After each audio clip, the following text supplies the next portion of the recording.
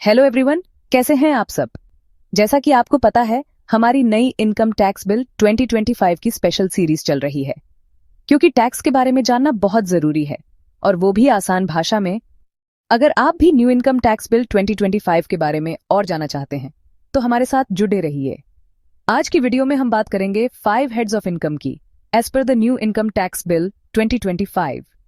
तो बिना किसी देरी के चलिए शुरू करते हैं। और हाँ, वीडियो को लास्ट तक जरूर देखना, क्योंकि आपको एडवाइस ब्रेन की वीडियोस में टैक्स एक्सपर्ट की इनसाइट और कुछ इंपॉर्टेंट टिप्स।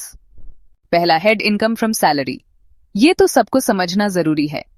सबसे पहले बात करते हैं इनकम फ्रॉम सैलरी की। देखो, ये हेड उन सब अर्निंग्स को कवर करता है जो एक इंडिविजुअल को एम्प्लॉयर एम्प्लॉई रिलेशनशिप के थ्रू मिलती है। मतलब अगर आप कहीं जॉब करते हैं तो आपकी सैलरी, बोनस, कमीशन, बेसिकली आपकी कमाई का वो हिस्सा जो आपको आपकी कंपनी देती है, वो सब इनकम फ्रॉम सैलरी में आता है।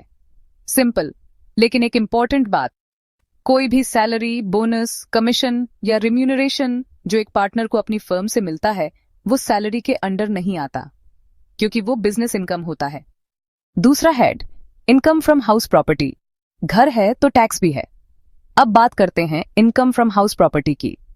इस हेड में उन इनकम्स को कवर किया जाता है जो owning and renting house property से होती है। मतलब अगर आपके पास खुद का घर है और आप उसे रेंट पर दे रखे हैं, तो जो रेंटल इनकम आपको मिलती है वो इसी हेड के अंडर आएगी। यहाँ हाउस प्रॉपर्टी को इस तरह क्लासिफाई किया जाता है: self occupied property SOP, let out property LOP और deemed let out property DLOP।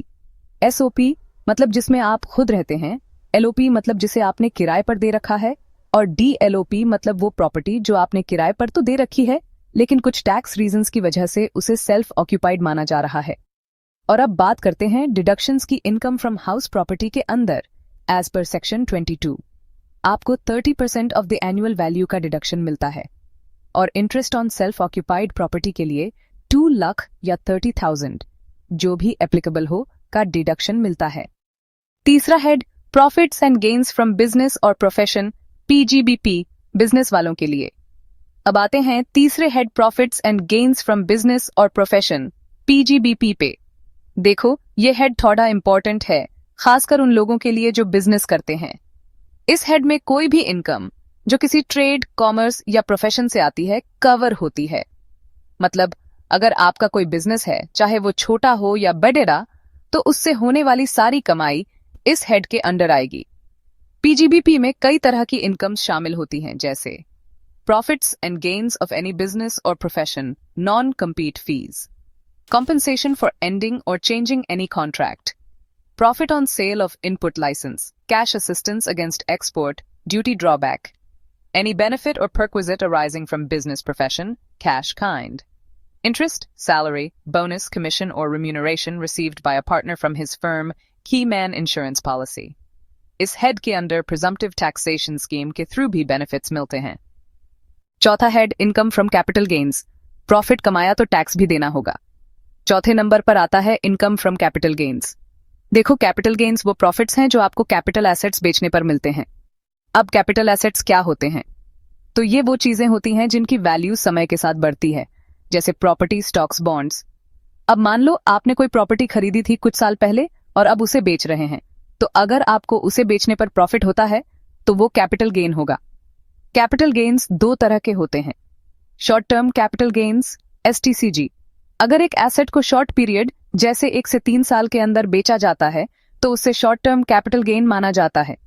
Long term capital gains LTCG। अगर एसेट को ज्यादा टाइम, 3 साल से ज्यादा प्रॉपर्टी के लिए और 1 साल से ज्यादा स्टॉक्स के लिए होल्ड किया जाता है और फिर बेचा जाता है, तो प्रॉफिट को लॉन्ग टर्म कैपिटल गेन कहा जाता है। पांचवा head, income from other sources, बाकी सब कुछ। और अंत में बात करते हैं इनकम फ्रॉम अदर सोर्सेज की। यह हेड थोड़ा इंटरेस्टिंग है, क्योंकि इसमें वो सारी इनकम आती है जो बाकी 4 कैटेगरीज में नहीं आती। मतलब अगर आपकी कोई income salary, business, capital gains या प्रॉपर्टीज से नहीं होती है, तो वो इस हेड के अंडर आएगी। इसमें कौन कौन सी इनकम शामिल होती है? तो देखो, इसमें गिफ्ट्स भी आते हैं, लॉटरीज से जीती हुई राशि भी आती है, crossword puzzles, races including horse races, card games, और अदर गेम्स से जीती हुई राशि भी इसमें ही आती है। इसके अलावा interest income, dividends, interest received on compensation या ऑन एनहांस्ड कॉम्पेंसेशन भी इसी हेड के अंडर आते हैं। तो दोस्तों, ये थी 5 हेड्स ऑफ इनकम की overview as per the new income tax bill 2025। उम्मीद है अब आपको थोड़ा बहुत समझ आ गया होगा कि कौन सी इनकम किस हेड के अंडर आती है। लेकिन रुको, अभी खत्म नहीं हुआ है। नेक्स्ट वीडियो में हम इन सब को एक एक करके डिटेल में डिस्कस करेंगे। तो एडवाइस ब्रेन को सब्सक्राइब करना मत भूलना। अगर आपको यह वीडियो हेल्पफुल लगी हो तो लाइक, शेयर और सब्सक्राइब जरूर करें।